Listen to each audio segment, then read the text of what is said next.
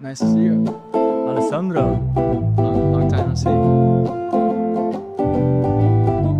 Welcome to episode 1 of the Starboat podcast. Let's go.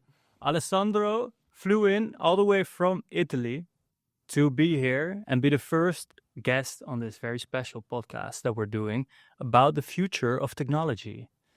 And from all I know from Alessandro, he's the perfect first guest to have. Thanks. So today I want to talk about your journey as an entrepreneur, beginning entrepreneur in the tech industry. When we met, you were pitching your project at the time. Yeah. It was here in Amsterdam, and you were talking about education and maths, and you were showing your project. Like, how do you remember? How do you remember that day? How do you remember that day? This hacker building, very nice name for a very appropriate name for the building, which is very close to Rembrandtplein, right? Mm-hmm. So to this square where you have like clubs and bars, and it's a very like party area. But then there was this building where in the basement 20-30 of us were meeting to showcase our products, do our demos.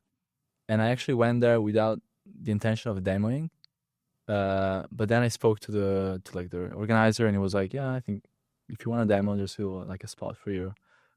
I think I didn't want to do it because I was still, sort of coding until like late night. I didn't feel like pitching anything. I was just like, okay, I want to keep coding and not be in the pitch mindset. But then when I got there, I was like, okay, let's do it. And the funny thing was, in my opinion, it was the best pitch of that night. Thanks. Like, I don't know if that says something good about you or bad about the others, but no hate. No, but it was a cool pitch. Like, I was instantly inspired, just by, first of all, like the fundamentals were nice, that you had a working demo, and it was not just an idea you were pitching. You had a nice looking app that I could try afterwards.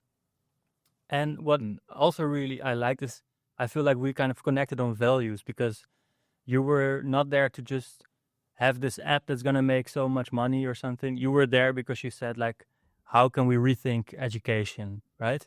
Yeah, because because I didn't say what the app was about. I was pitching Archie, this app to teach math with LLMs, where the idea is you can like upload a picture of any math problem, and you're sent like a quiz by this Archie. And the idea is the quiz is gonna ask you the right questions for you to learn math in a sort of addictive, or let's say fun way, where each question is just like a step farther, but you always need to put your input. So it's never like, just bring a wall of text like ChatGPT would, and telling you, okay, this is like the solution. There you get it. Like no reasoning from you. Yeah, exactly. I was like, it's the first podcast, so I need to warm up a bit. But I forgot, of course, the viewers never used this app of yours. I did, and just to really, the way I would really describe it is, it's like Duolingo. Do you guys know Duolingo? Who doesn't? Yeah, so it's like Duolingo, but for mathematics, right? And it works a bit different. It's like you're talking to this character who's guiding you through it. One feature that I thought was very interesting is that he never gives you the answer. That was sort of the one-liner, was like this math tutor that doesn't give away the answer. And it was crazy to me that I had to make that the pitch, and it's also a reason why I wanted to develop it, is like no one ever thought in the entire AI industry to not give the answer, to not just be this sort of parrot and repeat facts, or like long walls of text. And that to me was just like crazy. I was like, that's the way we learn. Everybody learns by sort of maybe reading a paragraph and then trying to repeat it by not looking at the text. That's sort of the way that I studied the first time that I was studying. It's like history. You take a book, you read like a couple of paragraphs, and then you try to repeat, because like the lack of a source, like a sensory source, forces you to like memorize somewhere. If you're not reading it, you have to learn it. Yeah. And there it's like we're creating all these tools that are just showing you like the sort of satisfying part. Like, okay, I see the entire solution. It's satisfying. I got to the solution, which is the reward. But then you don't learn anything in the process. Yeah, I know exactly what you're talking about, and I want to dive into that later. Like that, if you look at the AI tools, the way the direction they're headed, it could make us very lazy as humans, right? Yeah. You don't learn anything anymore yourself. You just ask the AI, and they will tell you. But let's get back to that. Let's first jump a bit back because the viewers, they don't know you. Like I know you for a while now, ever since that moment where I saw you pitch, and it's been really nice to build like a relationship with you, good friendship. Same here. Thanks. But the viewers, they don't know anything about you. So how did you even get into doing these projects in the startup ecosystem, basically? So I did my bachelor's in Milan in computer engineering, and then I felt like I didn't like the way deep learning, all those subjects were taught in the master. So I did a few courses at the masters in Politecnico, and then I just thought, okay, I want to go somewhere where it's just like AI, like pure AI masters, and I found one like in the Netherlands. So I applied, and the next year I came to Delft. Yes, It's like TU Delft is like one of the Technical University like of Delft. Yeah, it's a good one, right? How was your experience there? was very great, very good. Be careful, by the way. I can hear it in the. Okay, don't worry. Um, You can tap the table. so it was very very good in terms of the teaching and also the lifestyle. Because maybe the only thing that we're lacking was this sort of motivation that some other universities do. Like in a way that everything to be MIT or Oxford, but the sort of motivational mindset where like, okay, you're gonna accomplish great things. Let's organize, an entrepreneurship club. Let's organize things to make you guys be great at life. But I think learning wise, the courses was super high level. Especially a couple professors were just like always reviewing their materials to add like the next, the most recent, the state of the art. Oh, that's really cool. So I feel that way here as well. In this school, we are at the studio at my university, University of Applied Sciences of Amsterdam. They got a bad rep. Shout out. Yeah, shout out to them. They got a bad rep. It's not justified because I feel like they are like education is notorious for falling behind on the real world, but they are always on top of it. I remember when, for example, when the first AIs came out, like the response was within months, and it was a good one in my opinion. But not to dive into too much, let's go back to TU Delft. Like, what do you mean by they had everything? You said they had everything going for them except for a mindset part. Yeah, I think the biggest advantage of those Ivy League universities is really like that they get the best talent and they motivate everyone to do great things more than the teaching, more than anything else. It's just about a mindset, like this culture of if you go to Stanford, you are the elite. You're gonna do great things. And I think in a way you could say most Dutch universities lack this vibe of just like we're gonna break the world, we're gonna change change the way things work. I think that's true. I think also I find little connection in my, but maybe that's a whole European thing. We should. Yeah, but I feel like for some reason in Milan, I always had like a push to do startups. Maybe because you see like around yourself as some like the only people that have some money, that have some freedom in life, they're like entrepreneurs as their title. So you sort of see some successful people in Italy who are like entrepreneurs, while you see that most normal employees are like having a difficult time. So I think in the Netherlands it's more like you see people who work as employees and they have a much better lifestyle. So I think it's also coming from there. Like you don't have so much of a push to be like I wanna change the way things work. I wanna change the world because I'm like I sort of like the way the world works right now. It's like, your direct environment is kind of well arranged. Well, that's also funny because I think Dutch people they tend to complain. They do. But then other people, you have this YouTube channel, Not Just Bikes. They can be very enthusiastic about how well arranged the Netherlands is. Even though if you ask the Dutch people, they were like, government doesn't do anything. And I noticed that, but I think in a way like the quality of a country or a product is sort of proportional to the complaints, to how picky the citizens are. for example, if you think about Americans are always complaining about, oh yeah, our healthcare sucks, our education system is broken. They have many complaints are like, the rich are taking over, but in the end, like, they're still the country that looks looks the best when you visit it and when you like live in the US. And that's the reason why people migrate from Europe to the US and not so much the opposite. If it was the case that the US was so bad, like everybody seems to say in the newspapers and every time, there wouldn't be such a net migration towards the US. Yeah, but I think there's also different things, different factors at play, because I've been in the US. It was already 5 years ago, but then I was there for a while, a couple of months. I was very happy to be back in the Netherlands. But that's because of the food. I mean, I was there for 3 months this summer, from August to like beginning of November, and yeah, the food was just like a big thing. But you had also like, I was in Los Angeles, and you had a big homelessness problem, and like, I don't know, did you experience that as well? Yeah, I was in San Francisco for a while, and some nights I was just like, yeah, let's be a European and walk home. Like, well, what could go wrong?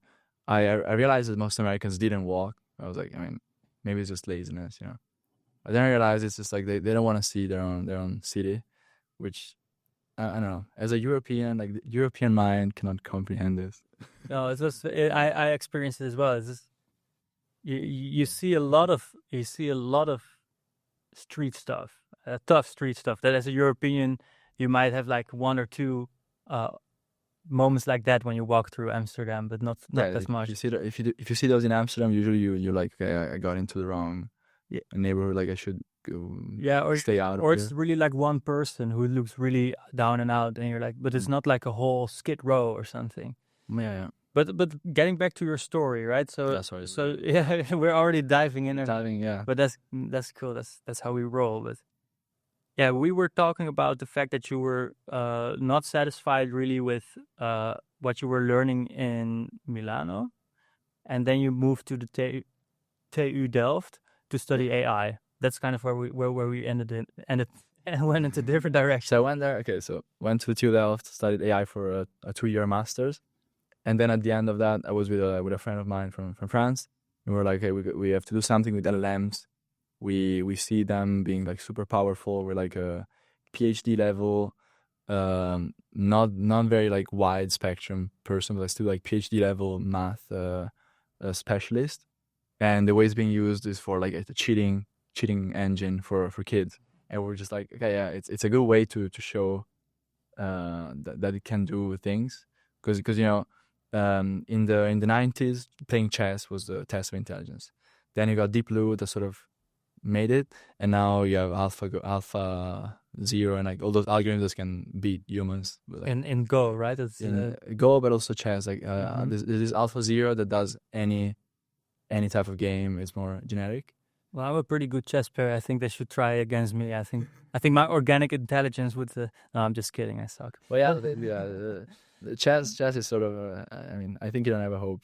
No, they know it. Like, they are unbeatable, right? They're unbeatable. Yeah, because they do self play, and they sort of they play like so many matches that even like a professional player doesn't play in like their entire lifetime what you can play in 1 hour, and they just train for weeks. So the thing is, those LLMs are trained on looking smart, are trained on like also in a way being smart, because to look smart you should also be somewhat smart, but they're never trained for like a goal that's like, let's teach a person something or let's be useful.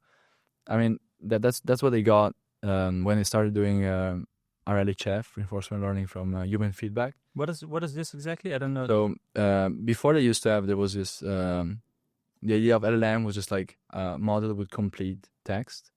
So the idea was you would input something like, this is a description of like a hotel, that has these characteristics, and then semicolon, like colon, and then it would just complete something by sort of completing from the context.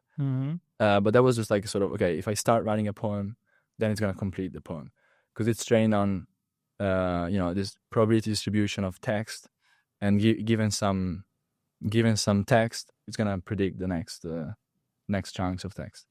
But that was not super useful because you had to prompt engineer like crazy.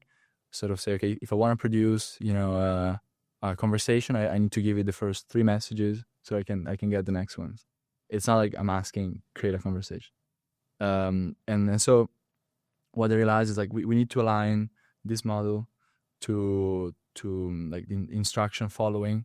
We need to train it for instruction following, and the way they did it was just like by having some actual humans vote for a ranking between the different answers. So it would be like, okay, with this instruction, you get answer 1, 2, 3, 4, 5, and then you rank them. I don't know if they did like just binary choices or multiple, but like the idea was like you have a ranking, you train a model that can predict this reward, and then they used something like PPO, which is a reinforcement learning algorithm, to then train the actual model to produce those outputs.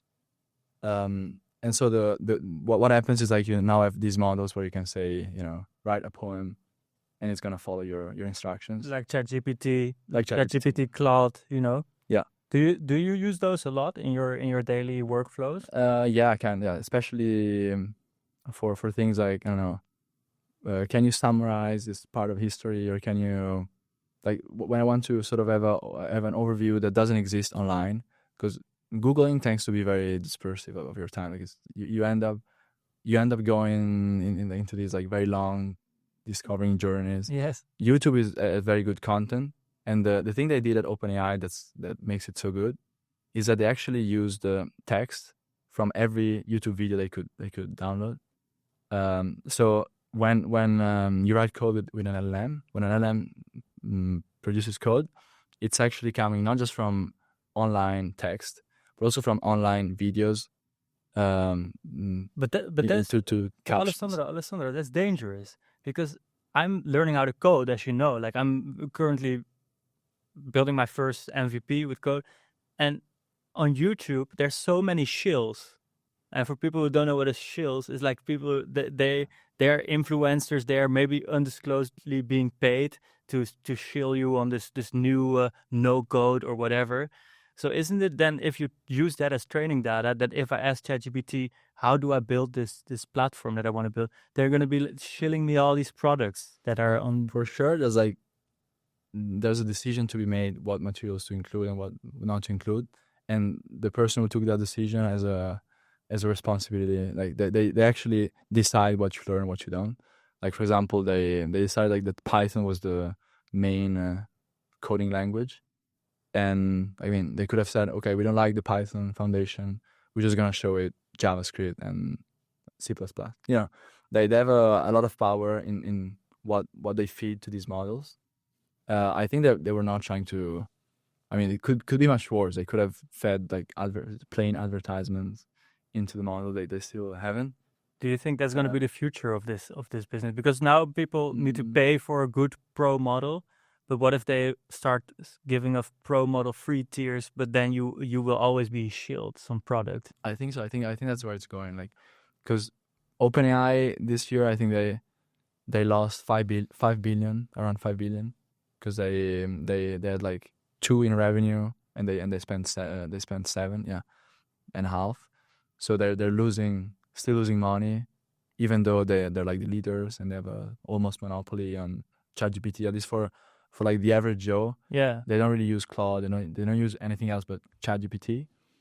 So you have this company that like is like the first mover, has like a big advantage in market share, and it's still like not making enough money. So they're gonna gonna have to figure out how to make money, and they will probably land. Yeah, like let's say on what your usual software company lands on. Yeah, I think it's not gonna be them, because they don't wanna make their brand dirty with maybe breaking their oath of not being that type of company. But then they're gonna sell the technology to Microsoft that does Copilot, and Copilot's gonna have a different license agreement. There's gonna be maybe another version that's gonna be completely free and much better, but it's free because there's like ads, like ads in the text. Yeah, I don't like that. I don't like that at all. I think it's always going to this direction that Google discovered first, which is if you provide information to people, then just by biasing the information you can make money. If I tell you, you ask me what are the best restaurants in town, I'm gonna give you nine good results, and then I'm also gonna put my friend who's a terrible cook, but it's my friend. Yeah, or he paid you, as a business partner. That's something that I really don't like. That's something that actually Starbucks is trying to get rid of, this way of making money. Because I genuinely believe, even in the case of OpenAI, as you told us, that they are still like not profitable, right? Yeah. Please just find ways to make money without making things addictive, showing people ads as much as you can. There's other ways to make money. Just get creative. I'm not gonna spill the beans here because I'm gonna. Yeah, but I'm sure there are, and it's complicated. Yeah, it's all about. Hey, Sam Altman, find some ways to make money that don't require us to get bullshit ads in our ChatGPT. Thank you. I mean, so far, so good. Like, there's other issues like yeah, I guess the main things are that there's been complaints about is not the ads now, but it's just like what these models say. Like they asked, what do you think about Trump? What do you think about Kamala? And there's a bias. There's a bias. There's a bias. That's a tough choice because you need to give them some, like, the truth. Everybody says there's like a universal truth, but it's not universal. Like some people believe in one truth, some people believe in another. Of course, like there's like scientific truths, but when it comes to politics and many things, like Popper in his Open Society book, it says basically like there's no making a law from a fact. Like we kind of agree on a fact. Like, I don't know, we naturally were doing campfires and we're very happy. But then you could say, I want to be very happy again and be around the bonfire, or I can be like, no. Even though you were happy there, I think we shouldn't follow nature because I want to build skyscrapers and concrete everywhere. Even though I know it doesn't make me happy, but it's the right thing to do. So we might agree on facts, but facts don't lead to a moral code. Yeah, because okay, wait. The point you're making from this book, what was the name of the book? It's the Open Society, like Popper. Open Society. And they were saying you can't make a law based off facts. No, they were saying like there's basically this idea that like some people say, if we agree on facts, like if we're like scientific about things, then we're also gonna agree on laws. Because say if we're scientific, we agree on the same principles, then we can make laws. But laws are a choice. They're not like I agree. Consequence of anything. Because there's nothing in nature that tells you, for example, that a human life has or hasn't got value. That's something we decide together. Yeah. And there's like in the middle part of that is where we have no real troubles. Like most people, like virtually all people agree that killing somebody is wrong. But on the edges, like what about, euthanasia, abortion? Let's not get into it. But there is where the political debates are, because that's on the edges. But you want to say in basic things like, for example, the American society is much different from the European society, because even from the same sort of principles, we decide different things. Like some people are starting to say, water isn't a human right because it's just another resource, and some people might say, even though we know that the human body works exactly the same, we know that people need water and whatever, then the conclusion for some people is then water must be a human right. For others is no, water shouldn't be a human right because it's another. Yeah, and those conclusions they can never be based in fact. They're always a choice of what you think is righteous, is moral. So that's the difficulty of kind of making the laws that work for everybody, right? And then with these LLMs, it's the same. You can say, I believe in liberal, fully liberal rights, and I'm gonna put them in this LLM. But then it's a choice. It's not like someone said this is the the right or wrong LLM. No matter what choice you make there, you're gonna piss some people off. You're gonna piss some people off. No matter and I think most companies are just trying to be as safe as they possibly can, right? Yeah, in a way, then you become a subject of terrorism by the most intolerant groups, and not by the majority. And in a way, it's what Elon is always saying with like Twitter, with like X, and Grok, is saying we want to follow the laws of the state, and then provide something that like doesn't break the law. But that's as much as we can do as a company, because if we start sort of pushing our agenda, then it's a choice. So if we say, we want to be nicer, and like any type of violence, like if someone says, Luigi is a good guy, I want to censor him, then you're gonna basically restrict free speech, or maybe it's not restricting free speech, but you're pushing your ideals by a different like algorithm, or like a different way of showing things. But then, like, that's a whole other kind of words. But then I do feel like Twitter is still being used to push ideals. If we look at the past election. But going back to your story, you were in the TU Delft. We are going. I think that's that's our podcast. That's are supposed to be. That's I will see. We'll see what the viewers think of it. I like it, at least. I'm enjoying this talk with you. We can dive into anything. With TU Delft, realize okay, LLMs are not being used the way it could be used. Yeah, you saw a different way. Because you want to use them with some goal, and that's for this motivated you to start building your own projects. Yeah, first like building some like random experiments, be like, okay, can we use it for like doctors? Can we use it for lawyers? Like just looking at like different options, and then we realized education is probably where we want to be, because of we realized how difficult the other topics were. Because the most of the training material is actually education, like it's educational. It's like books, just textbooks from university, from high school. It's been trained to be this sort of genius, so they actually showed it a lot of math. Because that's where I was going with that when I mentioned chess. It's like chess was the test of intelligence of the 90s. Mm-hmm. Then when AI cracked that, we started saying no, but chess was not. That's not intelligence. That's not the Turing test. That's computable. So yeah. It's just like it's like chess is just a min-max tree. Like it's not really intelligence. Actually, computers are much better at chess. Our brains cannot really understand chess. So now we were like, what's the next task? Well, solving complicated math and physics questions, the ones from like the Olympiads. Mm-hmm. Then you're like, that should be. That should be the test. But now that's why they were focused mostly, at least for the first couple of years, on just getting the like school exams, SAT, GRE, all of those perfect with LLMs. And then I guess the alignment for goals that are more useful to humans is gonna come later.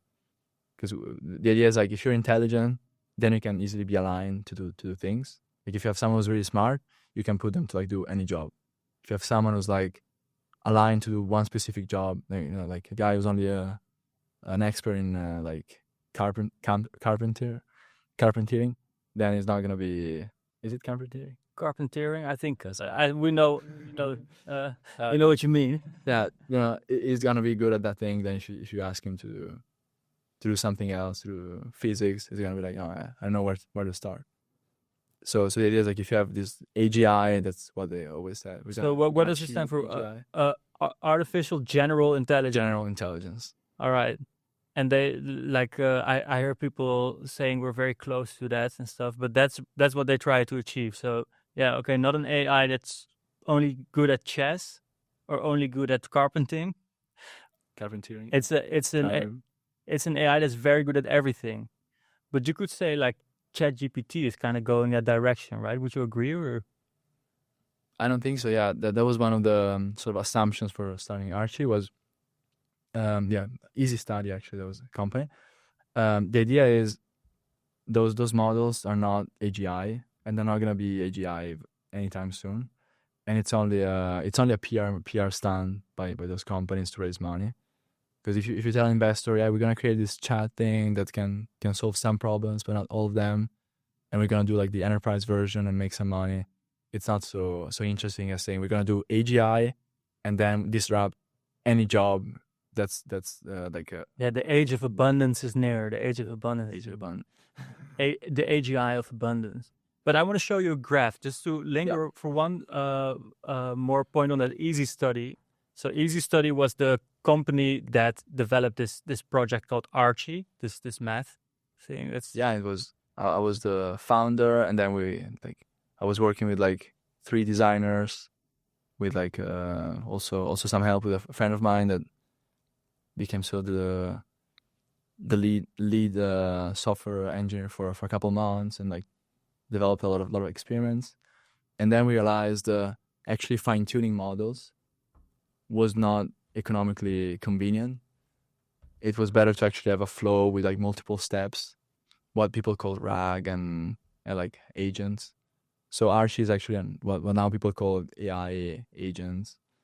But I mean, it's a very broad concept. The idea of agent is this idea of like, if you have memory, if you have retrieval information, and like knowledge about the specific. Yeah, but in preparation to this podcast, I played around with it, and it's a bit more than that, because you also have like these cards, like kind of like quizzes. Okay. So if I hear AI agent, I'm thinking more of like only that you have an Archie you can talk to who will provide you answers and stuff. But it's more, he provides you more questions, right? It's like a little quizzes and stuff. I think that's still part of what they call agents. Agent means just like having some AI that has domain knowledge, and it's gonna be proactive. So that it's not like, you ask a question, it's answering. Like, it's the idea of like someone is gonna go online, look for like 10 different websites for the cheapest car rental, and then find you the cheapest option, or like send messages to like 100 different guys, and then come back and be like, hey, this is like what I conclude from like 100 conversations that I did much faster than you could. This idea of agents, like automating tasks that are domain specific. But at some point, I mean, it could also be not domain specific, but that requires some sort of AGI that we don't have. We're not gonna have anytime soon, I think. But okay, we're gonna go back on talking about AGI and about the future of this AI boom that we're in right now. But first, I want to go on Easy Study, because you create this company that's gonna try and change something in education. I think it was very important. That's why I also wanted to help you with it, because I found this graph where you can see that in the past, past like 20 years, education results globally, it was for 15-year-olds, I believe, they drastically went down. So why do you think that is? And how do you think we could solve it using these emerging technologies? So yeah, in a way, I think it's because education got much softer. Like, it went from being what I saw a lot in deep learning is like you have very rigid structures, like the gradient flow. You just backprop. So the idea is like you have this network with weights, and you just say from the end of the end of this network, I'm just gonna backprop. So send a signal back that will flow through the entire network, saying that like, hey, we made a big mistake. When you see how the machine learns in machine learning, then you realize also how our brains could function. I mean, it's not as simple, but it's like a model of how it's functioning. Yeah, and right? Learning is always based on, like, let's say the regression is always based on, you have a target, and then you have a prediction, and then you compute like a sort of difference in the different ways. But like, let's say with a deep neural network, you have a difference between what you should have predicted and what you did predict, and then you try to have like a space where you can compute a gradient, so that you can always say, okay, if I changed my weights, you want to have like a differentiable system, so you can always compute the derivative and say, okay, if I change this node to be slightly higher in weight, then the output will be slightly higher. If I change this one to be lower in weight, then the output will be. So you can always compute the effect of each node on the whole network. So at each layer, changing one node's weights is gonna have an effect on the output that you know about. Yes. So then the idea is like, just by doing this sort of group punishment where the entire network is backpropped. It's like if you have a basketball team, we had this a lot in basketball, was like one guy was late, everybody has to run around the. So then you have like the peer pressure of not being late, Yeah, like because the whole team is reprimands. But like, are you saying, Alessandro, right now, that education became too soft and we need more punishment, or do you mean Say it that. in like a metaphoric way? Because that's what it sounds like the to me. first part. I think the first part is it got more soft. So there's always a way for kids to escape from not putting enough effort, because maybe parents are going to intervene and be like, no, but my kid is actually a genius. You didn't understand him. And then the teacher is is in a weak position because they get like a low salary in most of Europe. So they're not paid enough to be some freedom fighters and be like, no, I'm actually gonna teach your kid despite you being a bad parent. They're gonna be like, yeah, okay, I'm gonna make the test easier. So everybody's failing. Maybe it's my fault. So then the tests become easier, and that's why then the standardized tests become more difficult for everyone. But I think it's not just being soft. It's like this is one of the factors. The other one could be the time spent on mobile phones. That's something that the website also. By the way, the graph is from the PISA program for international student assessment, and they say that 30% of students get distracted by digital devices. So those devices, they came along in these past 20 years. So this is a strong indication that also have an influence. Yeah, but you can see, like, I mean, I'm very glad that I wasn't born with the level of smartphones that we have right now. But basically, if you don't have parents that tell you just don't get a phone until you're 16, you're gonna get so much more distracted than Absolutely. Because my first device was the Game Boy, and that was already distracting, and there was just like some 2D games with like jumping up. Yeah, and no watch time maximizing algorithms whatsoever. It was just fun games. Yeah. And now if you have like a watch time maximizing algorithm, that's also the same for kids, adults. Like it's like you don't have time to train yourself to be stronger, to be more, and to have more self control. You just get thrown into hard mode, dopamine addiction. It's like, in a way, I mean, it's like giving drugs to young kids. Yeah, that's a comparison I made before as well. I think it's very important we're going to change that, because it's just like in Australia now they're banning social media for kids. People think it's very radical. I think it's probably ineffective, because how are you going to enforce that ban? But you see that like the evidence of that this is harming kids is just piling up, and governments are starting to try to respond to it, because it's not okay. And I know that also California was starting to ban phones in most schools. Because I went there and I was showing my app. I was like, yeah, I've got an app that's a mobile app. They was like, yeah, but now we're sort of starting to ban phones. I was like, that's great news. But that's actually like, let's talk about your adventure. So you've been recently came back from a longer stay in California, right? Yeah, I was there almost the entire duration of my ESTA, like 85 days. ESTA is the international your tourist visa. Visa waiver, yeah. Yeah, it's like the fast track to not getting a visa but being a tourist in America. And there's a max of 90 days. So it's very easy to get a ESTA granted as a European, but it's not at all easy to go there permanently. That's something I found out, because like everybody knows someone who's in America who moved there, so we assume it's easy. It's like everybody knows an entrepreneur that's successful, so we think it must be easy, because the one I know who's still doing entrepreneurship is making money. But it's a big like selection bias. Like a lot of people try every year to like go to America, and they don't have the requirements. They don't make it. But that's kind of weird, because from a perspective of a country, you would like a guy like you, if you want to be there, it should be possible, right? It's somebody with the AI expertise who is going to provide that knowledge to your country. Yeah, I know who's making the laws, but it's a sort of mind puzzle that you can solve if you sure you want, but it's a complicated process. You need to also have some money. You need to have some savings to pay lawyers. You need to have a that goal in mind and work towards it. And it's not just like saying, for example, from Italy to another EU country, it's very easy. Yeah, that's pretty okay, right? Yeah, because we have this free movement of people and goods. That's amazing. And yeah, we're gonna talk about Europe later. Yeah, that's actually what I want to ask you. So you had this experience in the US, and you came back to Europe because you're starting a new project.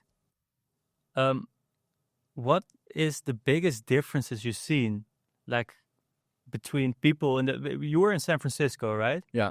So the atmosphere, the mindset in San Francisco, the way people work in San Francisco, the way people work here in Amsterdam, and in the rest of Europe, like what are your observations? Yeah, in a way, it's the cliche Europeans work to live, and Americans live to work. That's a very good example of the because let's say if you go to an event at night, like let's say weekday in San Francisco, people are gonna leave very early, like at 9. 9 is the latest people are gonna be around, and they're just sharing LinkedIn's and be like, okay, I met this guy that's it could be a potential hire or could be a co-founder for me. Also because San Francisco became so expensive that if you're there, you're looking for something, like you want to get something out of your stay, or if you live there, then you're already like probably like well off, or unless you just started. If you stay in San Francisco for like a decade, you for sure gonna get to the point where you earn pretty well, because the idea there is like there's plenty of money. Most of the Silicon Valley companies have like they spend 1% of their profits on salaries. Not exact figure, but like they could increase every salary by 50% and not have a problem. Like they really they just give enough that people can be happy, and they even like steal the best talent from one another at like increasingly higher costs, but they just don't care really about the hiring expense. There's enough budget for hiring. Yeah, it's not their main cost. But I'm wondering, just like you've been there, me as a startup founder, I get a lot of news from San Francisco. I follow like Y Combinator and what the advices they give online. Would you recommend me to go there, and why would you, or why would you not? And what is the advice you would give to somebody like me who's starting out their startup? And we definitely recommend it, because I feel like when I was in the Netherlands, I was sometimes lacking some motivation. And being there gives you the right motivation, like it puts you in the right mindset. And I think it's enough. Like it's gonna last for at least a year. Like what I mean is, it's like if you go to a concert by your favorite artist, you can get motivation to make music for like the next 3 years. Like you don't need to go to a concert every weekend. You can just go there and be like, okay, I want to be like this artist because he's just getting so much energy from the audience. I want to be like him. And it's kind of the same. If you're there, you see that like people are actually investing. Those who worked really hard, they were able to get like 20 million. You're sort of like getting this also. You're getting asked every time, what are you working on? Are you a founder of what? And then like something like my idea was not even cool enough for some people there. They were like, no, but you're working in education. No, but you could do a B2B layer 12 OpenAI with some of their problems. The idea there is like you gotta dream big, sell your vision like crazy, and everybody's gonna judge you not by what you accomplished, what you already accomplished, but mostly by how big you dream. It sounds like a good place for me, actually. I mean, yeah, sure. But for real, but also it must be difficult because you say the costs there are very high. Like I'm a student. I'm working on this project for years that I never made real money with. Just figuring out how to get started, basically. And if I now just show up there with my empty pockets, then what's my chances to with a dream and some empty pockets? If I show up in the doorstep of San Francisco, what are my odds of me getting something valuable out of it? Yeah, I feel like that type of dream is still there for Americans, but is not within reach for most people in the world. Like just showing up and getting stuff done because of the visa mostly. But the visa, in a way, it's an excuse. It's like they would say, yeah, we can't invest because of the visa, but really, it's mostly an excuse because some of these investors can actually figure it out. But I think it's more the reason is like if you're not able to raise some money in Europe to get started in Europe, even if it's like much tougher, yeah, they still like don't believe that you can make something so big in America. So I think most people believe, okay, if you're American, you're lucky. We might give you an extra chance. But if you're European, like we're not a charity, we're not gonna help you make the step to become American just because maybe afterwards you can succeed. So if you just show up there, like you don't have, let's say, friends or relatives, you just show up and go to some investors, very likely they're gonna tell you, okay, either you have no negotiating power and they're gonna give you a very lowball offer, or they're gonna be like, okay, it's interesting, but like let's talk again in 6 months. So like they're gonna delay until you have traction and until you have proof. traction in Yeah. Europe or like where you're coming from, because they don't want to, they can de-risk themselves. They know you're not gonna make anything, and like you don't have any, you're not a threat to them because you're in Europe, and then they know you're not gonna get to a unicorn state in Europe. Maybe it's time to defy the odds, right? Because you did come back to Europe to work on a new project. Yeah. Do you want to tell us something about that? And also, like I know already, it's about interior design, right? Yes.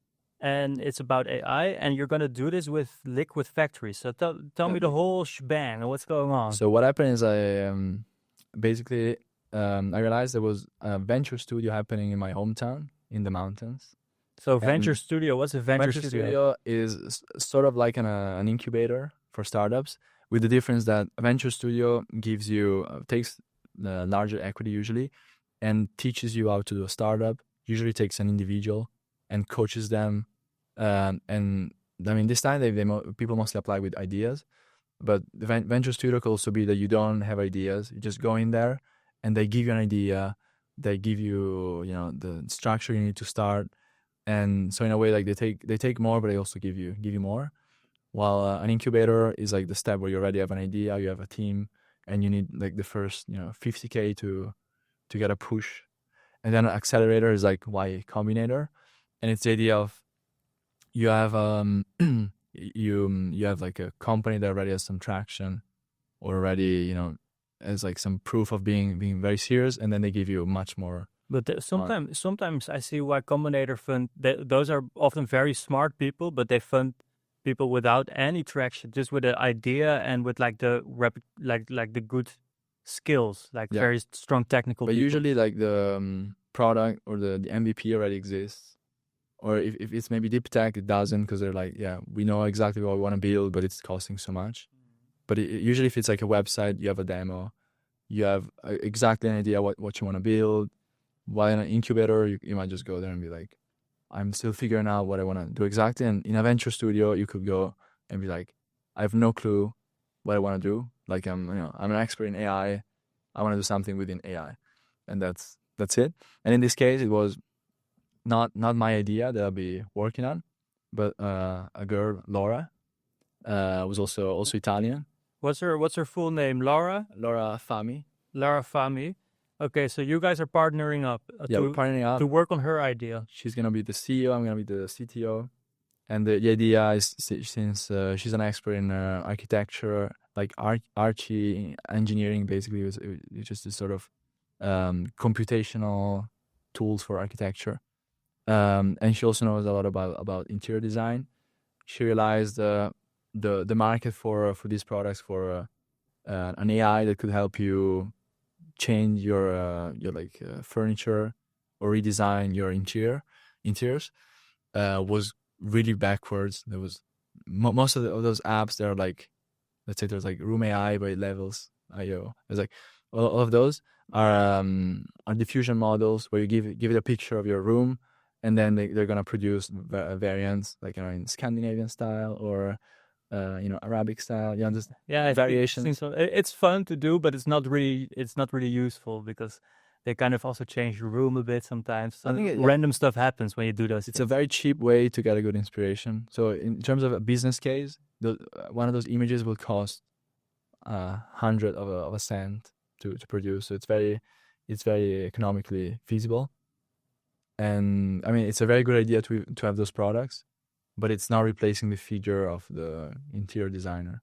Like it's not like I got this picture where my sofa is now white instead than brown, and it's like magically solved. So are you guys going to focus more on the professional tools that an interior designer would use, or is it something that you would say, oh, instead of hiring an interior designer, I'm going to just use this new AI? We still have to see where we're gonna go, but the idea is probably like to sell the furniture. So like give you exactly the plan. Okay, this is your room. You're gonna scan it with your phone, and given that this is a room, then we're gonna tell you, okay, you should furnish it like this, or you can chat back and forth with the agent and be like, no, I actually want to keep the sofa on this side because reason or reason. And then at the end, the idea is like to take a commission off of selling the furniture. And the idea is being Italian helps us have good connections with the like Italian brands of furniture that have a good reputation, and they make beautiful stuff. So in a way, it can be Salome de Milano. That's the best, right? But I want to actually seeing the time. I want to focus a bit more on this liquid factory. Yeah. Right. So it's in the north of Italy. Yeah, it's exactly my hometown.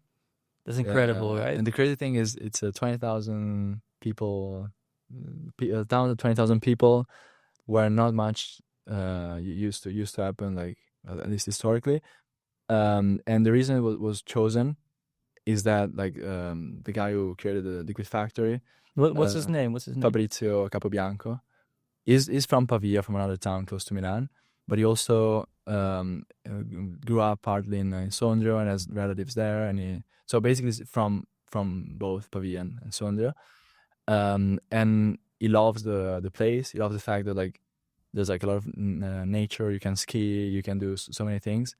So he got inspired with the Techstars. Was also born in Colorado, so nowhere near any big cities or like any big tech hubs. And the idea was really like, you don't need anything to start.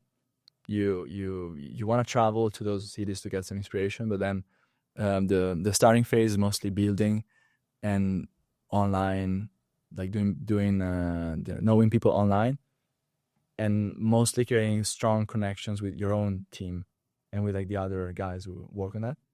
So the idea was, let's create the same thing in Italy, where right now the VC scene is really bad. Because if you look at the investment in percentage of the GDP, or like if you look like proportionally what the investment is for venture capital, Italy is falling much behind. Like it's behind France, behind Germany, behind the Nordics, and way behind London or like the US. So of course, like there's like both an opportunity and also a place that he knew very well. So this Fabrizio, he had like a mission to change this, to get some. Yeah, like he always says that like since he spent almost 25 years in Silicon Valley, that was his part where like he made money, and the part where like he grew his career, and now that he's 50 something, it's a time to give back. So of course, like there's no point in giving back to those who have a lot, like in Palo Alto. It makes sense to give back to Italy, that is in a very, maybe you can say more about it later, but Italy is in a very complicated situations for startups because of how starting a business costs, how expensive it is to work with like notaries, accountants, like many things slow down progress, and that send most of the Italian founders and entrepreneurs away from Italy. So there's like a brain drain for normal employment, but then it became even stronger for entrepreneurs, because they're some of the most flexible individuals. Like they don't care if they're in one place or another usually. So then this sort of drain should be fought back by the government, saying, I want to take back those startups that make money. But this didn't happen for like so many years. And this, in a way, in Italy, you can see it very clearly, but it's a pattern that's everywhere in the EU. And now, I think this year was the first year that people started to say online, because there was this EU Inc. petition, for example. Yeah, before we go to that, I want to just establish something, because we've been before starting this episode looking at some numbers and just Yeah. I saw it in the news as well lately, and you wanted to talk about it because the EU is really falling behind in terms of tech, right? Yeah. Like we can show this graph, this one, where you can see, well, you can see that. Well, anyways, we'll show it in the screen, but you can see that like the GDP is in the last 20 to 30 years fallen 20% behind on compared to the US. Yeah, the crazy thing is like the crisis of 2007-8 that was mostly caused by the US, by the speculative market for housing, for real estate, damaged the EU much more than it did damage the US, because they could react much faster.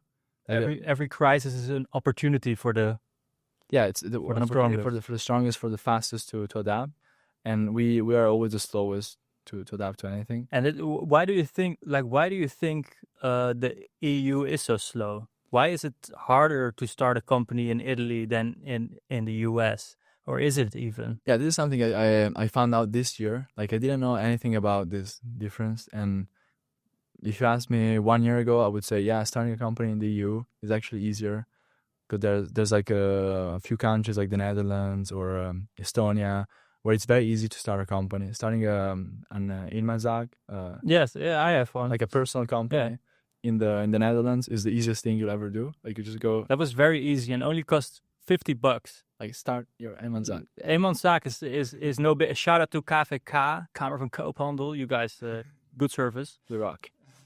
Yeah. So that's true. I didn't expect that either. So why is it that people are saying, yo, it's too hard to start a startup in Europe, and this is why we are falling behind? The reason is companies are not about the legal entity, but they're about the customer. Like the most Amazon way possible. Like the company is about customer satisfaction.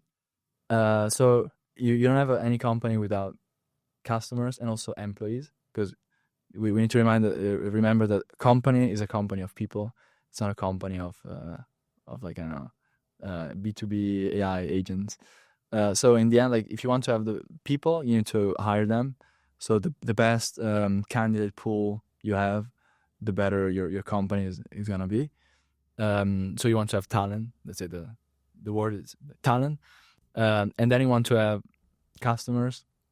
They are the most, you want to have the biggest market possible that you can reach without customizing the product for each of them. Because if you're like, yeah, okay, I need to do the German version of this app, the French version, the Dutch version, Belgium has like 3 different language groups, you start like wasting a lot of time. And when you want to say, I actually realized this product was not needed, because the main idea of a startup, at least in the American sense, is that it should fail quickly. You throw some money, you see if there's like exponential growth potential. If not, pivot, or you do something else. Pivot, if there's any pivot, it's like if the vision's still there, like boom, failed. And no one in Silicon Valley will ever blame you for failing a startup. No one will be like, you're just failure personally because you failed. As long as you learn, right? As long as you learn. That's also the way I learned it and I see it. But then, like, we know, like I see where you're going, right? You need a good pool of customers and employees, and in the US, because it's more connected.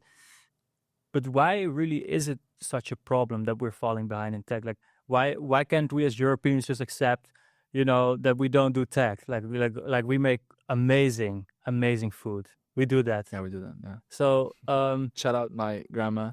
yeah, he was telling me yesterday when he arrived about the food of his grandma. I'm very curious. What was the dish called again? Pizzoccheri. Yeah, never heard of it before. But I'm coming to you next time to That's try it. from this province where the liquid factory is also happening, from Valtellina. I'm very curious to come and visit and try this pizzocchia. Pizzoccheri. Okay, but yeah, so we do a lot of nice things. We don't do tech. Okay, we buy our phones from an American company or a Chinese one. What's the problem? What's the biggie, right? What's the biggie? Yeah, the problem is like now we're seeing it more and more in the last years where there's been this silicon war, like for controlling the like Taiwan, because they're making all the chips for GPUs and then consequently for AI. That there's basically a lot of power in the hands of those who control technology, especially the hardware side. Because if you make a law like the one that the US just passed, that's like Nvidia isn't supposed to sell the most powerful GPUs to China. You're just slowing down their progress so much. So now there's been this chip war, but you know, you could have so many different things to discuss. Like there's you know, who's selling you products. Like Amazon is making a lot of money that goes to the US, because all of their profit somehow is channeled through and goes to America. Not much of it stays where things are sold. Then you have information where like you can push the American propaganda or like the Chinese propaganda on social media, and we saw like TikTok was the first example of non-American social media, and they're already pushing a different type of content. And by the way, yeah, TikTok is special because they have different rules in China and outside of China. In China, it's apparently it's only educational. It shuts off after a certain time of use. Yeah. So that's interesting. Why do they protect their own people but not us? Well, maybe it is like you could defend them as well. Maybe it is like, no, we are trying to adapt to your values, you know. But that might be then the main point. Like if we don't control the technology in Europe, we're gonna have. I mean, it's difficult to predict how, but we're gonna have problems, and our lifestyle is not gonna be guaranteed forever. So our values will not be guaranteed because other people will have this Also, say over, and whatever those values are, we can decide that and vote here for it. But then if they don't control the tech, if none of the you can eventually like we wouldn't vote for it. Like our elections would be rigged, and like we would vote. You know, like already we're voting right-wing candidates that might not represent everyone. But like, you know, if most of the media in Italy is controlled by a realistic case like Chinese, because the Chinese have been buying a lot of big companies and football like soccer teams in Italy. At some point, they're gonna have a say of like whatever, even the TV can stream or not, and that means you can control the elections, you can control public opinion. So of course, like if we don't have economical relevance, at some point even our values are gonna go down the drain. So we are painting now, by the way, just a very like we are seeing how it could go really wrong, but that's just to say that we should not go that direction and make sure we become a strong player in tech as well.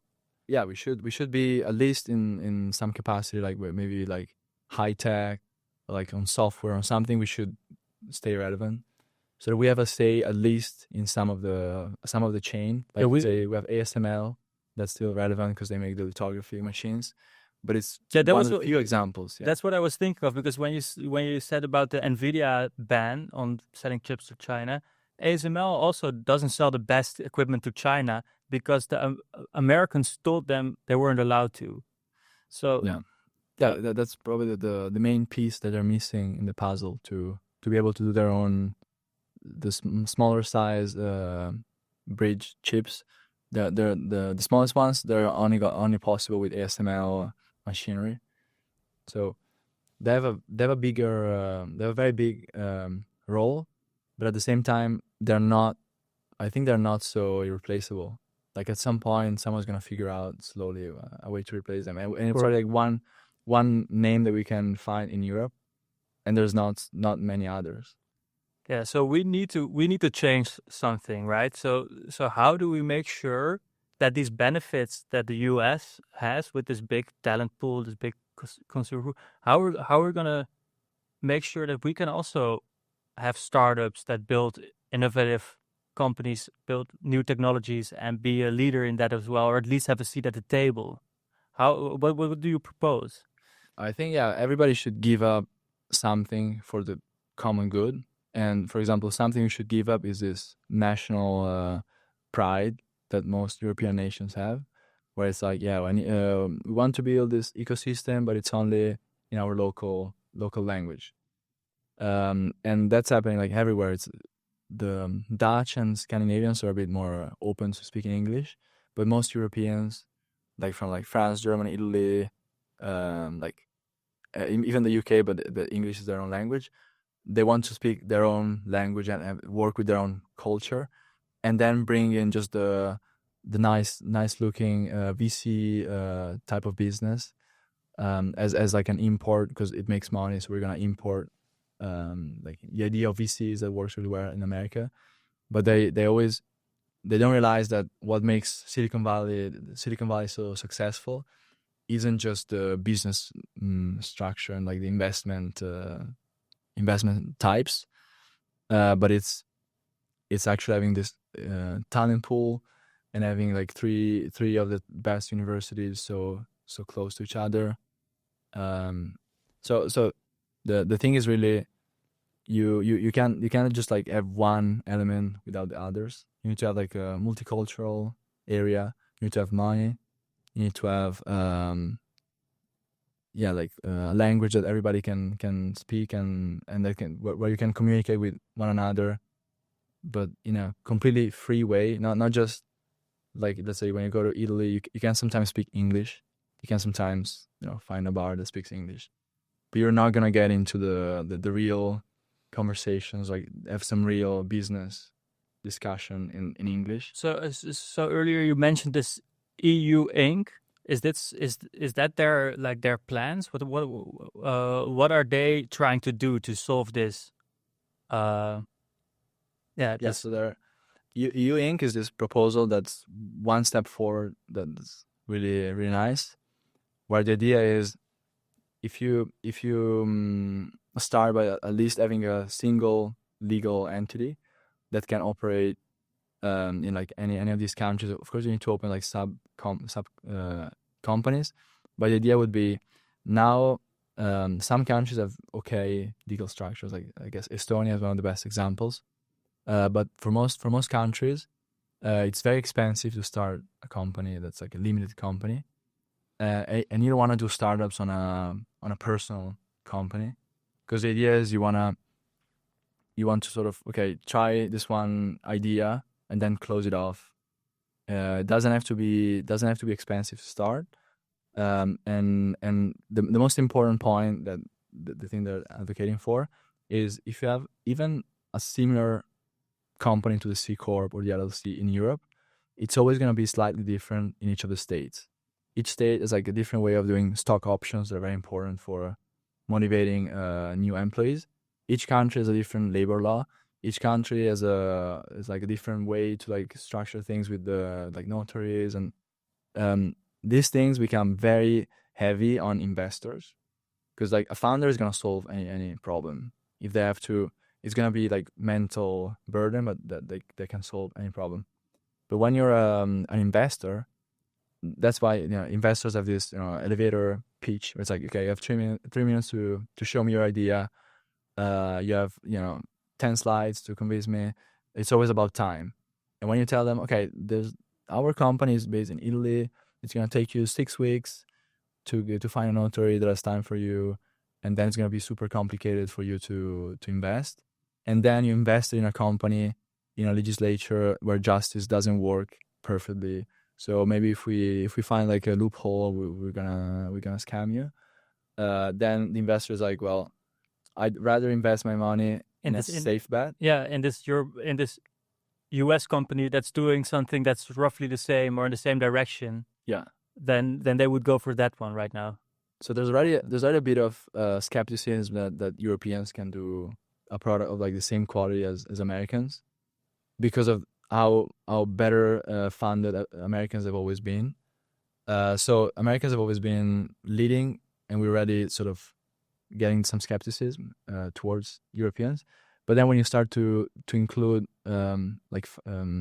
structural problems in terms of legal entities, that's where an investor is like, okay, I'm out of. I'm not even considering this, because it's gonna cost me some, maybe 10,000 euro just to have my lawyer go through this Italian document and see if it's okay, if it wasn't changed from the usual documents that we have. So it's like legal fees for a pre-seed investment that's maybe 150, 200,000. It's like too much time spent, or like money spent. So there's a lot of friction compared to and risk, unnecessary risk that an investor doesn't want to. And this EU Inc. could really tackle that. Yeah, the EU Inc. will not solve what I said, like the labor part, will not solve the fragmentation of our market, but would at least solve the investment part.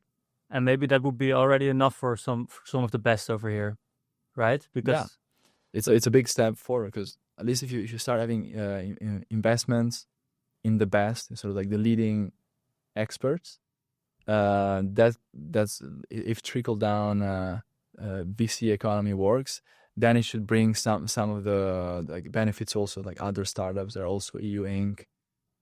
So in a way, there's gonna be some European level VCs that will still invest American money, but let's say some European level VC in Amsterdam will invest in like German, Italian, French companies that are EU Inc. So then we would still not have solved the Tower of Babylon problem, where we're all speaking different languages here, but at least it sounds like an amazing step. But we are here in Europe building our projects, and you've been helping me sometimes with learning how to code, which is it's been very nice, and I've been making really good progress. So I'm proud. Like I have a little bit because of my help, because I think I spoke to you.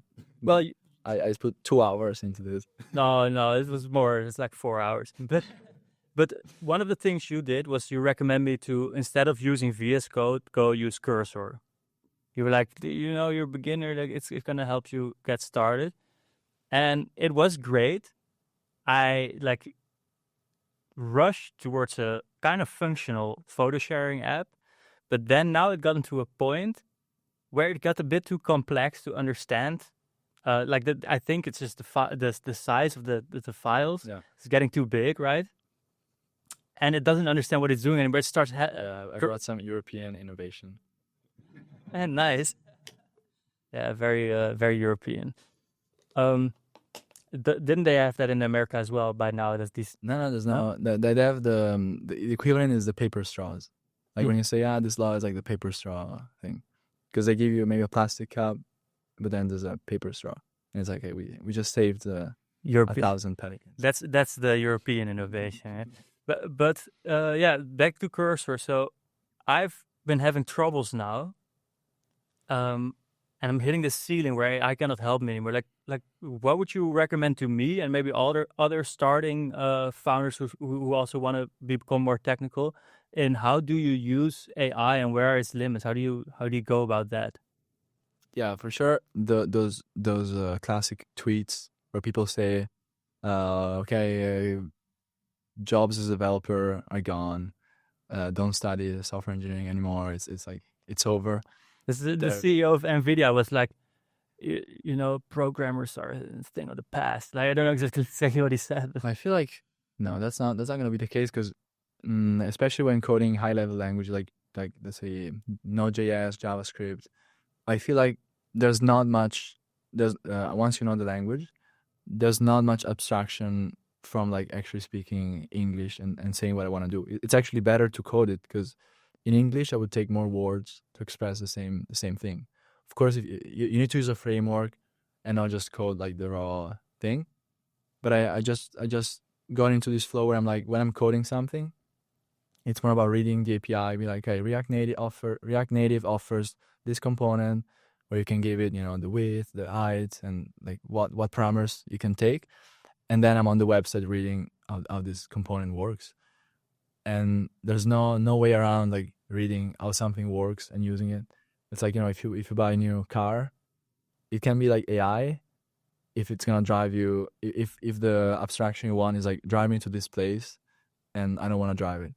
But if you want to know about how the gears work, there's no better way than to actually drive it. Yeah, if you want to design the car, then you probably gotta understand what's under the hood. Yeah, but what I mean is like if you want to shift gears, it's much better to actually have a lever than to say shift to 4, shift to 5. Yeah, this is quicker. It's quicker to actually do it, right? I know what you mean, but I think you need to have a certain level of skill already. And for me, it was very nice to get started. Like I tried to build this MVP for a while, and every time I just got stuck on.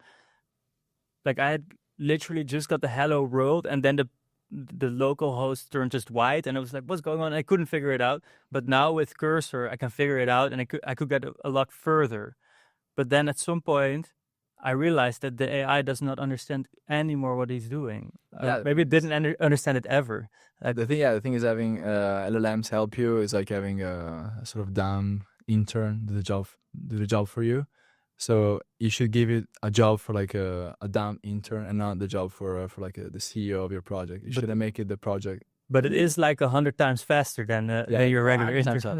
It's like it's much faster, which is what people are excited about. Which is like if you give it a very simple task, like create a website that has a header with those 4 elements and then image, like a very standard request. In a way, like it's sort of like information theory. If you ask for something that everybody always wants all the time, that's sort of the low entropy case. It's gonna produce a very good example. But in most cases, like if you're creating something that's low entropy, like it's not really a product. Like what makes it a product is that either you go deeper and make something better. Let's say LLMs can do the 95%, but you go deeper to like 99% accuracy. So you need to know the APIs much better and work with them much better, or you're building like a new product. So there's like a lot of design, a lot of and it's just like once you start innovating, the AI was never trained on that because it's like. But I mean, yeah, you should use it as like when you can do anything yourself, then you can delegate to an AI. But you should delegate stuff that you can check, that was quality you can check. Let's say.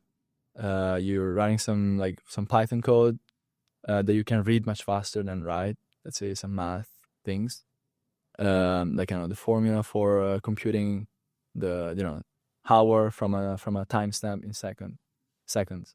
Then you can say, okay, give me this function. Just make a generic function that can do this hour operations, and then it's gonna do it. You can double check it to see if it's right.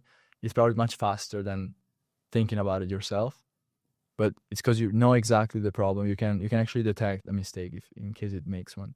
But if you don't know anything about what a timestamp is, what like hours are, and you just give it to an LLM, and you're like, yeah, give me this function, it could be wrong. You're just gonna put like a huge bug, like a logic bug that's one of those you're never gonna find in like the library of your code. And you're probably never gonna find it. Yeah, because that was my problem. Like I had something that was working, but I didn't know how or why. And then at the moment it broke, and the AI didn't understand it anymore, and I had to fix it myself. I could basically start from scratch because But I'm very thankful and excited about learning to code.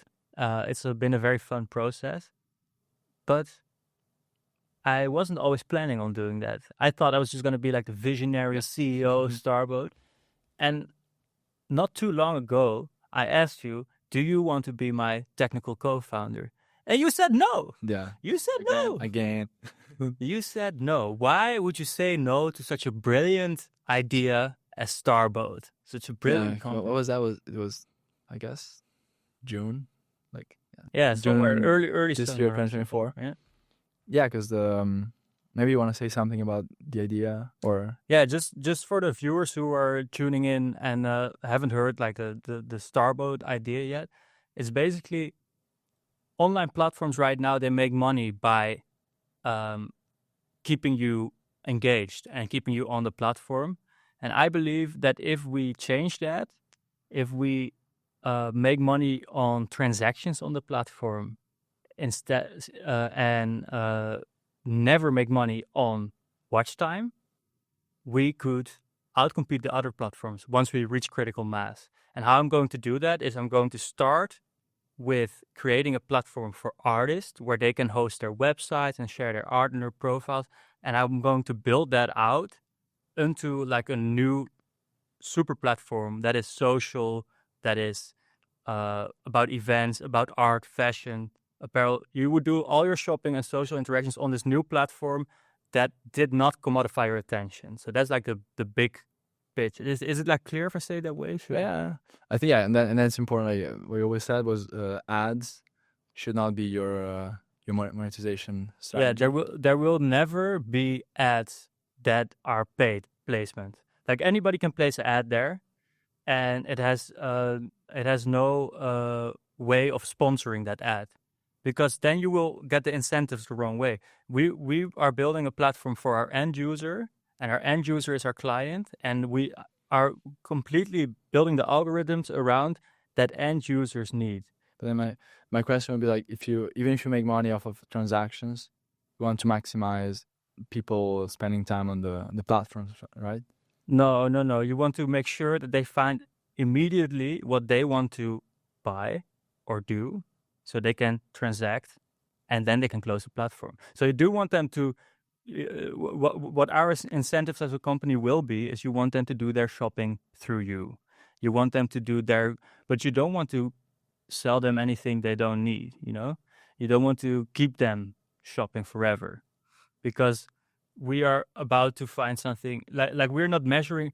Also, the way you could see it is right now you need to be on the platform as long as possible so they can sell ad data to you, or they can gather your data and they can sell your eyeballs basically to advertisers, right? But if you are just a transaction company, the only thing you want is that there's a transaction being made, and actually you want that to happen as quick as possible, and maybe multiple, but you want it to happen as quick as possible, because the rest is just sunken cost. It's just server cost. So ideally, in the Starboat future, you open your app. You don't even have to look for what you need or want, because we were already looking for you. But think about Team, that like the new e-commerce platforms are becoming more and more like addictive. Yeah, I think even though their goal is just transaction fees. I think that's a good point. So you need to I believe that we can tilt the way platforms work. We can pivot away from addictiveness, but there need to be more guardrails in place, because stimulus is also not what we want, right? We want to have a platform that's just helpful and healthy to end users. That's our goal. And I believe that if we replace ad revenue with others, like transactions, we can get there. But I do agree with you that you can also get some kind of dystopian app in this direction. So there needs to be more guardrails, and there needs to be just a very good leadership towards this goal of helping people. And that's what we're about and what we're doing. Yeah, and so what I told you back then was like, I'm not sure if like the reason why like social media is so bad is a fault within those companies and not a consumer failure. Like it could be that like that's actually the optimized type of app, and there's like so many apps like Starboat out there already, but they just don't attract so many buyers, so many sellers. But on the point of whose responsibility is it, right? I think it's a shared responsibility. You have like 3 parties that are actually responsible, and nobody's really taking responsibility. Like when I was scrolling way too much, I was a bit younger, and I was always just blaming the companies. I said, no, yeah, they're so evil, and it's all their fault. Like I'm a victim of their evil, addictive algorithms. Now I don't really believe that like that anymore. I think those companies, they also have to compete with each other, so they need to make money. They have employees to feed. I don't believe they're evil, but they are addictive. I have the responsibility. I can put my phone away, and the government has a responsibility. They could put the right frameworks in place, but they need to do it smart, because it should not be too difficult to start a company, right? So what I'm saying is, I'm not saying it's only the company's fault, but it's time for somebody to step up and take some leadership and accountability for this huge problem. That earlier, when we talked about education, it was very clear that it is a problem and people are suffering from it. Like the quality of or mental health is going down because of it. So we need to change it. And it's, of course, consumers can put their phone away themselves as well. There's also all kinds of apps. Some of them, I think, they're really good, that help you with managing your screen time and blocking. You can take your own responsibility already today. But for those people who are not doing that, Starbucks will just change the plan. In a way, it's like we're sort of in the Middle Ages of mental hygiene. Like in the Middle Ages, the like physical hygiene was bad. They were like, we're not gonna build sewers because what for? Like we can just, like, the streets were just the toilet. And when people started having like a better personal hygiene, that's the one thing that increased the lifespans like crazy after the Industrial Revolution. And that's why, like, most modern countries now have such a higher life expectancy. Yeah, and I like that parable about that we are in the Middle Ages of digital hygiene. I think you're right about it, and I think it's about time we're gonna get out of it. But there's another thing that you said in private conversation when you said no to being a co-founder. You said, like, basically the thing that I'm doing for artists now, you're kind of like, because you said, like, your plan was like starting from like a platform for artists, because you have a circle, you have already like a niche of artists that you can already sell and work with. But then you would expand this to maybe fashion designers. And I was like, it's a good idea, because like you already have some connections with that world, because from your previous modeling gigs already. But then I was like, I feel like that's already a difficult, like, technical task, to have a platform that's good for artists and for like fashion, and also to market that in the right way that you want. So at some point you were saying, but this is like a small market, and the way we're gonna be like big, and like the vision is then to do like food delivery, events. it's gonna be all encompassing. So the reason why I'm starting with artists and why I'm starting with fashion designers independent is two-sided. First of all, because I believe that just creativity is a beautiful thing, and it's something that I resonate with, so I'm going to be more happy working with them. But second of all, because these people, they are very forward-thinking and critical thinking, so they also, I believe, they are the right ones to connect with this mission. And third of all, until then, like, you have me. And third of all, they create appealing content, right? That's their job. They make beautiful stuff, or at least interesting stuff that makes you think. So I want that on the platform first, and I believe that's going to attract more users to it than any other niche. But then, indeed, I lose you when I say, you know what? Then imagine in a couple of years, all independent fashion designers and artists are using Starboat for their e-commerce, for their online portfolios. I got you. And then I say, now we're going to expand to events. Now we're going to expand to food, to delivery, to social, right? I want you and me to not use WhatsApp anymore, but do so many different apps. And like the thing of the Everything app has always failed in the West for some reason. Because the Everything app means like some parts of this Everything app are gonna rot, because you can't like have the best engineers on every single team. Because even like apps that only do like taxis, only do Uber, they can have problems, and there's like competition between them. Like in America, Lyft got a huge market share boost from like the initial one. because Uber, of course, at like higher prices, whatever. So doing like an everything app is a way to have at least a couple of these features to sink a lot of money and to almost, it's like having a hole in your ship it's gonna damage the entire thing. And also it's a very, very difficult technical challenge. Like you need to not just find the best engineers once, like you need to find them 4, 5, 6 times, and then they couldn't be the same engineers. They need to be different teams. Yeah, because you need different teams that work on these different features, right? But like I believe that I'm gonna make it happen. So just broadly speaking, the reason why we need this everything app is we need to figure out a way to stay ahead and make money while not harming or exploiting our end users. So that's basically the whole game. But then once we expand to this everything app, we want to just set a new present for the internet, and we want to be a finding machine. If you open up Starboat, you find what you need. If there's a cab, you get a cab. If there's new clothes, you get new clothes. If that's just hanging out with a friend, that should be hanging out with a friend.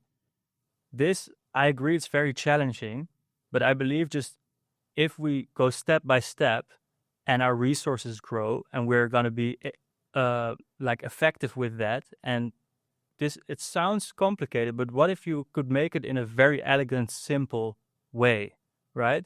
I think that's the game that I'm playing with Starboat, and I'm very confident about its success, but it's going to take some time, and it's going to take a whole lot of but this everything app is, I think it's a sort of the way I saw it when you first explained it, and also the way I see it now is really it's a sort of mental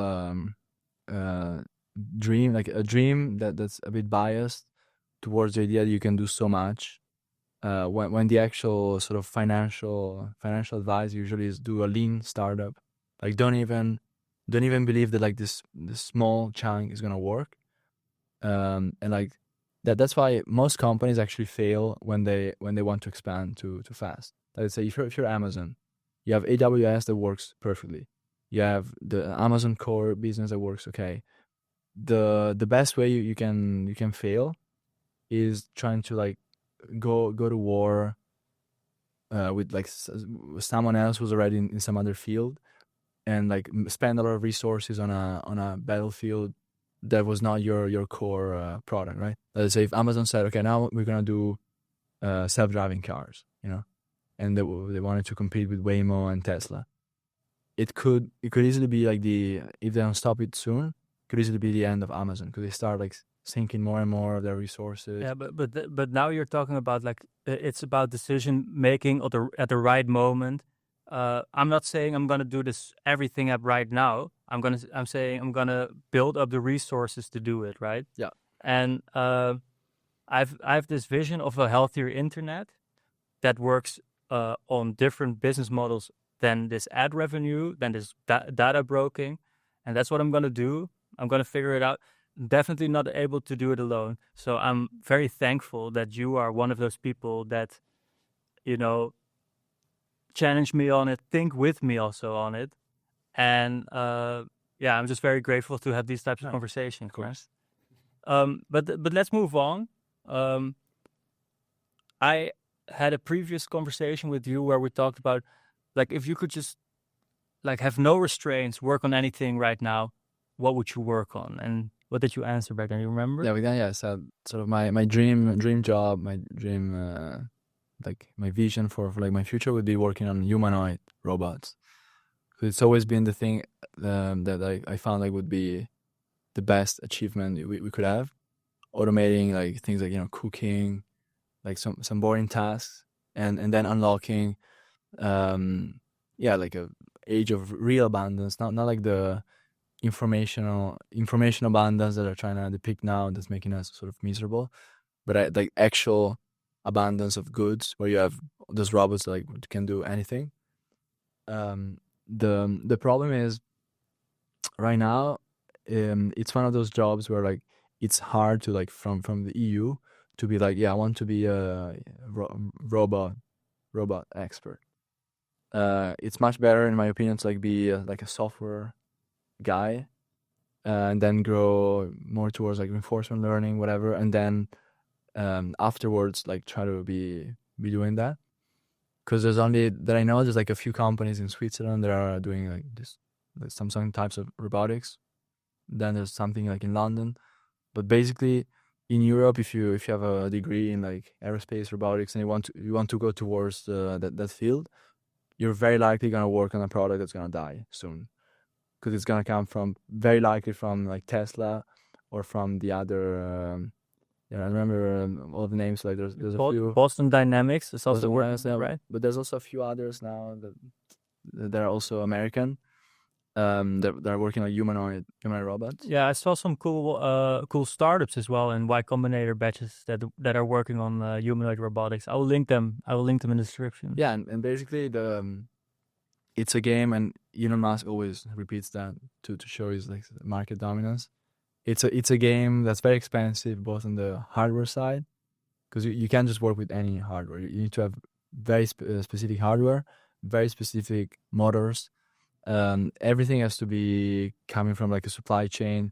Then only a few people, like there's like Honda, Tesla, like a few people that are usually car makers also have.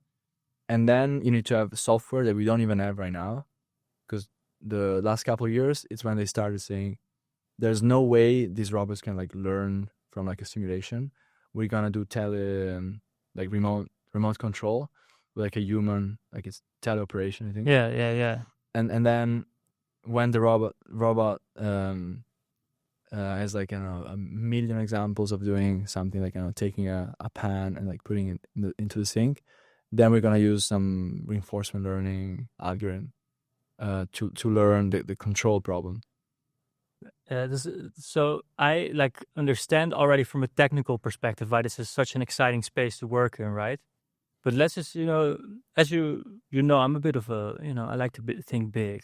I like to think, how could this play out? Like, for example, what could robots do in healthcare? How could robots create a world that we would like to live in, a world that's better than it is today? Well, I mean, yeah, healthcare for sure is one of the main use cases, because it's like you have population is getting older and older, and you need to take care of the elderly. If you want to take care of the elderly, you need to have either people or some robot working on that. So you could make all of the like nasty things that you need. You need to like keep someone who's very old in shape. Like for example, like physiotherapy could be done by some robot. Then you could have surgery. Now we're very far from that. But like surgery could be done by robots that almost never make a mistake. And then at that point you could have like abundance, like surgery of like surgeons, because you could say anybody can get like a surgery for some problem with no waiting. No more delay, deny. What was it? Nope. But so it would create like no more waiting on your healthcare. For example, I mean, in a way, we should also not have waiting lists that are too long right now, because in a way, like the reason we have problems is always that we work at the minimum possible until things get really bad, and then there's like a revolution. But the way we work is we always take up more and more and more. This sort of greed that's in human nature, unfortunately, like, is hard to fix. So I'm sure that there could be problems even with robots, but ideally, I mean, if it's so cheap to perform like a surgery, like the removing a tumor or whatever, you can do it like much faster. There's no waiting time. It can only improve the conditions, and then like robots can also do things like more sustainable agriculture, because you can, instead of just going and burning a forest, you can maybe be more precise. You can be more precise. You can pick up fruits without shaking and destroying trees. You can probably do like more and more of these type of things where you hand pick, or like you can be more like aligned with like the natural way of doing some tasks. Because for example, think about the washing machine. When you actually hand wash something, you're much more delicate, and that's why some clothes say like hand wash or like otherwise wash. like, I had this either I got fat or my favorite genes, they really just shrank in the automated machines that I use for the cleaning, and it would have never happened if I did it by hand, probably. Like it's not like an example that's gonna improve society so much, but the way you wash dishes in the dishwasher, or you wash clothes in the washing machine, is not at all the same. That especially like the forces and like the amount of pressure that you use is completely different if you hand wash or if you do it manually. But what excites me about humanoid robots is that they will be like, it's going kind of back to the discussion we had on AI. They will be like general purpose. Like they could do anything. You could just say, yo, I need this and this done. And well, I should have some concrete examples. You could say like, can you do the dishes? Then afterwards, tidy up the closet and then run to the bank to fill in some stuff for me. Yeah, they could do all of that. Hopefully the bank is gonna have a website. Yeah, that's true. Like that. But shout out to the bank. but you should, like, they could do a lot of things for you. Maybe they could do also, like, as you see with the cursor, they have some features that they kind of are like it's anthropic from anthropic. They have some features where you can let them, the AI, control the computer. Yeah. Like if your humanoid physical robot could also do that, then you could just have them do so much. You could have like an agent for your life and be. Yeah, the issue with that is like we have websites that are slow by choice, not our choice, but like by their choice. So that's sort of it's a cat and mouse game. Like we already solved the problem. Like you can book a flight very quickly and book the cheapest, but then like some website is gonna be like, I'm gonna get paid ads, so I need to show you all the options. Yeah, and they will be like, do you want to select your seat?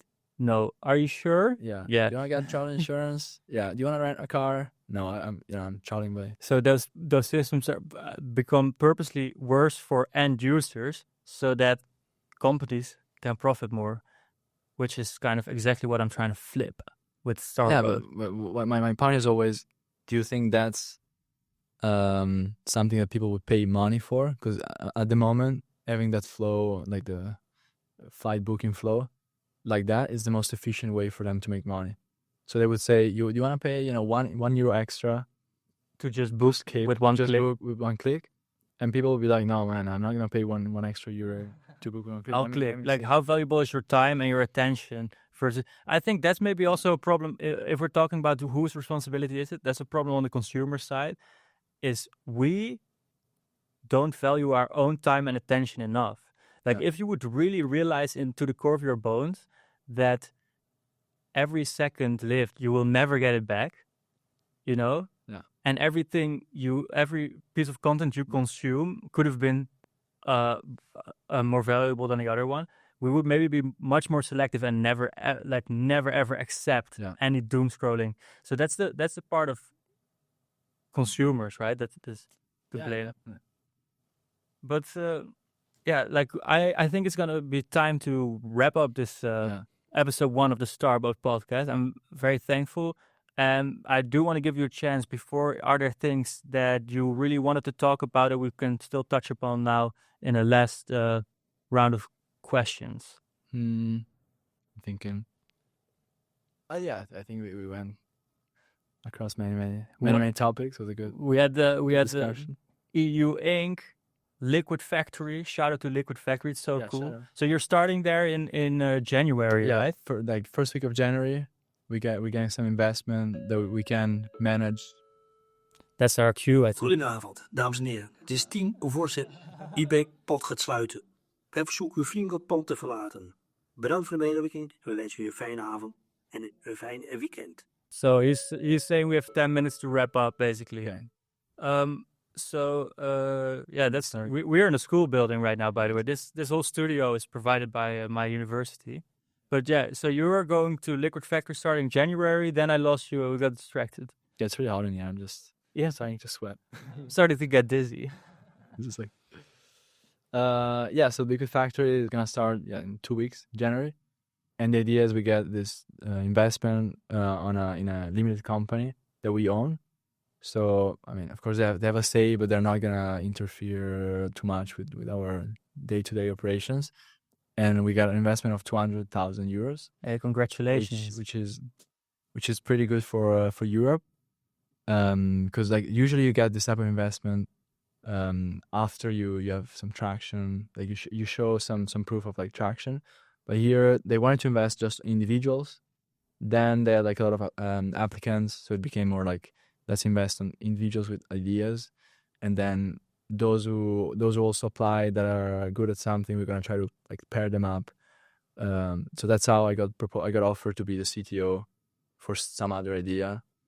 And I feel like they're doing a very, very good thing, especially in Italy, where like if I did it in the Netherlands, that would be a competition also to what they're doing. But in Italy, they're just especially in my province, which is Sondria, in the mountains. In the winter, there's a lot of people coming just for the skiing.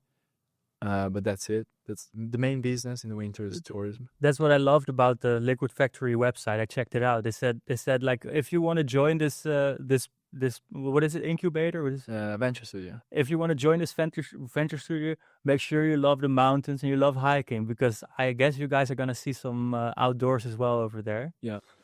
No, it sounds like an incredible opportunity, and I wish you good luck with the new project you're starting together with Laura. And thank you so much for flying out here. Thank you so much for having me. It was a pleasure. Alessandro, everybody. There's no time.